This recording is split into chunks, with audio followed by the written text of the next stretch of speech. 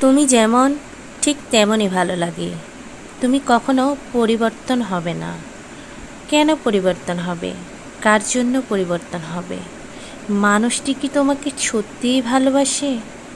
যার জন্য তুমি নিজেকে এতটাই পরিবর্তন করছো, সে কি সত্যিই তোমাকে অনেক ভালোবাসে, নাকি মিথ্যে মিথ্যে ভালোবাসে?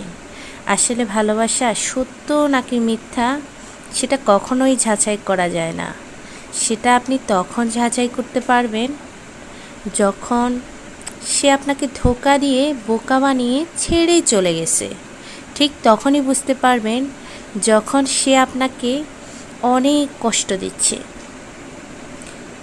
যদি আপনি এইটা ভেবে থাকেন সে আপনাকে বোকা বানিয়ে চলে গেছে, আপনি হেরে গেছেন, আপনার গল্পে উপন্যাসে শেষ পৃষ্ঠাটা শুধুমাত্র চোখের পানি দিয়েই চলে গেছে, এমনটা করবেন না। এটা ভুল ভাবনা। আপনি ওই মানুষটাকে চিনতে পেরেছেন যে সে আপনাকে অনেক ধোঁকা দিয়েছে। সে ছিল খারাপ মানুষ। খারাপ মানুষ কখনো ভালো মানুষের সাথে টিকে উঠতে পারে না। আপনি ভালো মানুষ ছিলেন, আপনার মন ভালো ছিল, আপনার সাদা দিল ছিল, এই জন্যই আপনি জিতে গেছেন।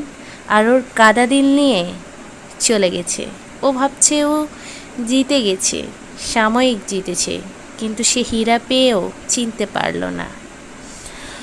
অনেক কথা বললাম যেগুলো হয়তো কারো কাজে লাগবে, কিন্তু ভুল ট্রেনে উঠে গেলে খুব তাড়াতাড়ি নেমে যান। পরে স্টেশন আসার সাথে সাথেই নেমে যান, না হলে সারাটা জীবন আপনাকে কাটতে হবে।